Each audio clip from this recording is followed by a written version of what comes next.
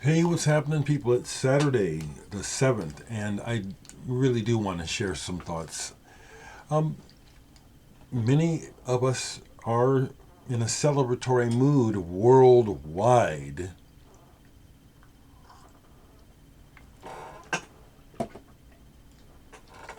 It's finally announced that, Biden just narrowly won, but he's been declared the 46th president of the United States.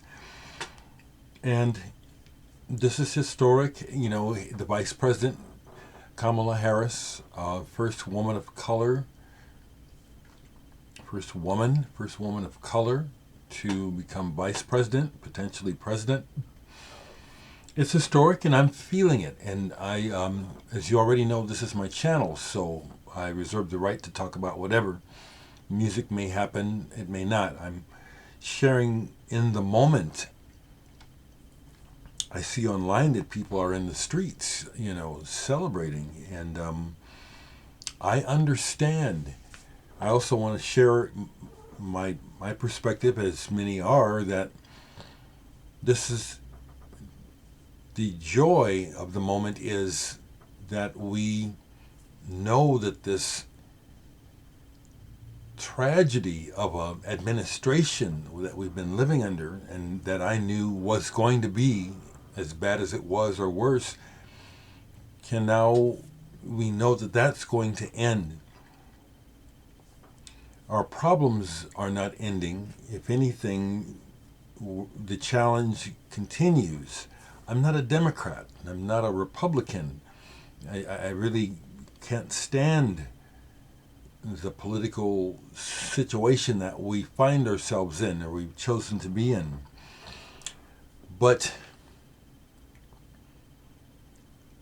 the glimmer of hope, or just the fact that we're out from under the shadow of the disastrous Trump administration, is cause for celebration. I personally hope that the Democrats will show sincere efforts to actually represent the people.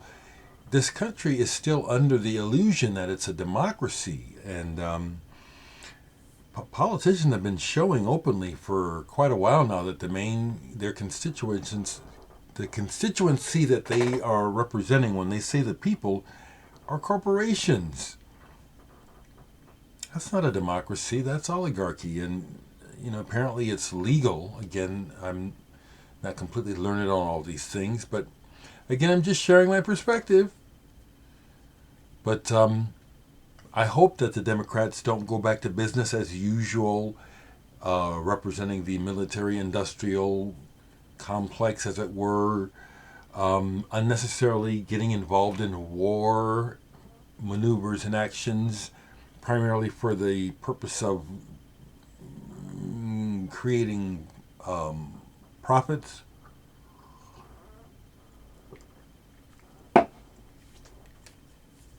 We'll see. But I just wanted to share that I'm pleased about that. On a musical note, it is Joni Mitchell's birthday. I haven't actually played it yet, but I pulled some CDs.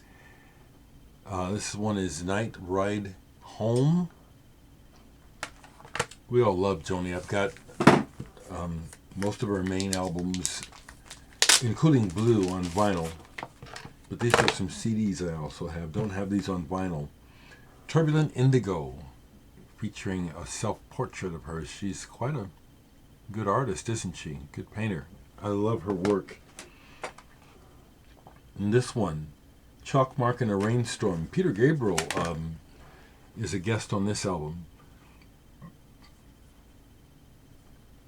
I like this stuff as well as almost everything else she's done. Happy birthday to Joni Mitchell today.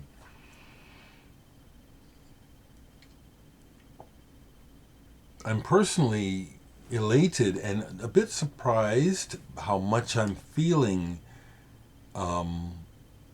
good about Kamala Harris and feeling that achievement. It is. I'm recognizing that. I see that. That's an actual achievement. Just to get the music in there, did I show this recently where I was playing Slow Dive? I think we celebrated a anniversary of the release of this recently.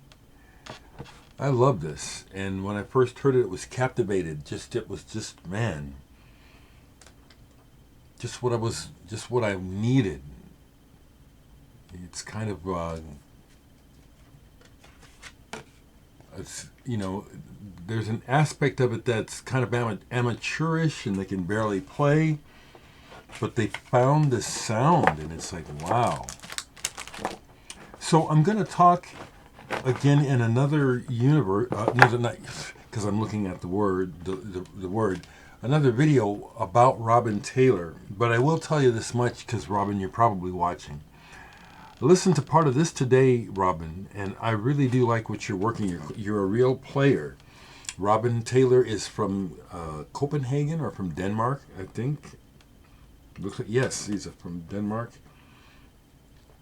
Working with some players, and he's a player, guitarist, multi-instrumentalist actually, and his approach is open and touches on a lot of different areas musically, everything from jazz to prog to, I hear even folk and pop tones, drone, experimental, just working with sound throughout his work. He sent me several CDs, but I was playing this one, Almost Perfected, where he got some musicians to redo some of his older material. And I really like it. It strikes me in the universe of stuff like Canterbury and Gong. But I really like this stuff. But he sent me a bunch, actually, about 4 CDs, so I'll review them in a separate upcoming video. But mostly what I wanted to say is I just wanted to share just a few thoughts about, oh, here's the other thing I wanted to say. It keeps escaping me.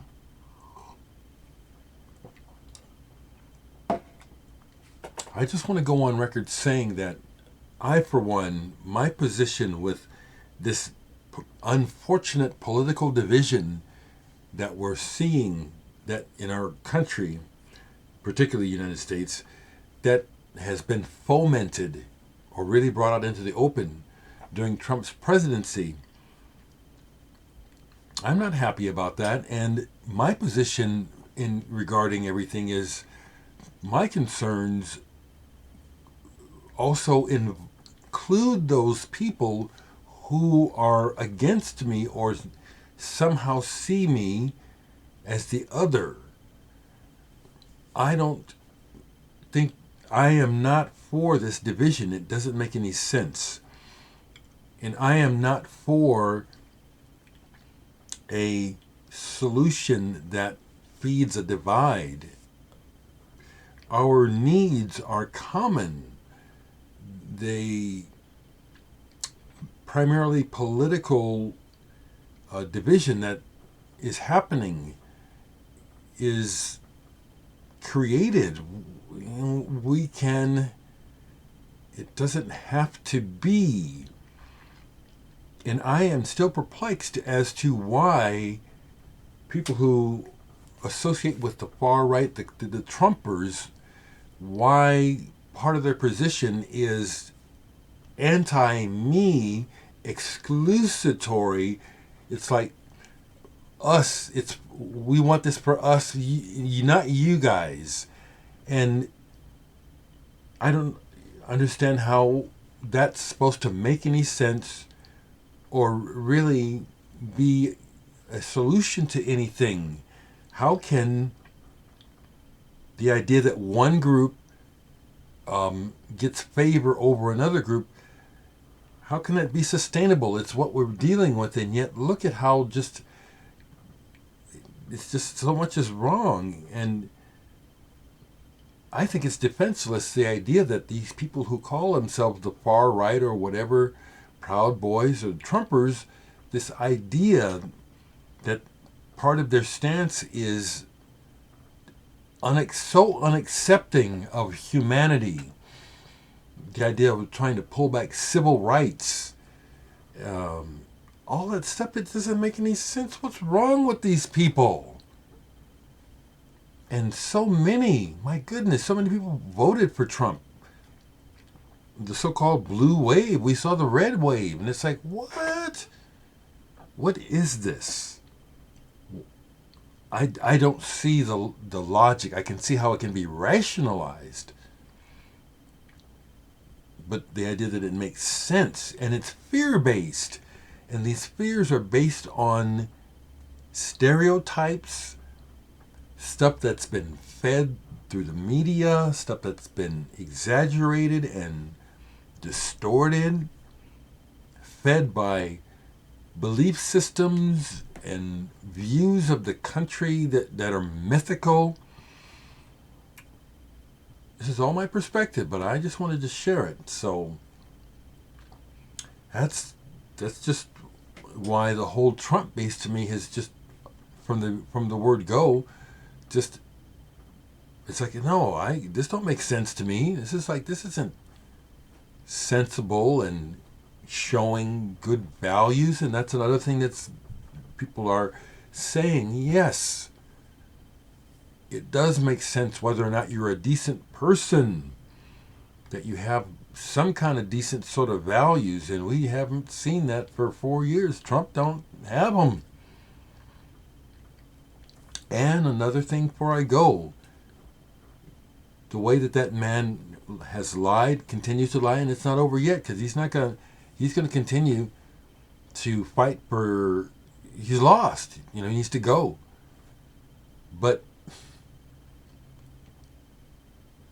no character, not a decent, upstanding, how are his lies ever going to lead to a truth? I mean, I thought everyone was taught that lying isn't cool, and this man just lies by the truckload, and somehow that all, because people like him, it's okay? What? That's cult. That's just, it don't make sense. So I'm really glad that Trump's got to get his ass the hell out of office. We'll take what comes next, but I think we need to come together. There's no reason for any sort of division. This illogical hate of others and hate of people my color. It's ridiculous. Man, that shit needs to go.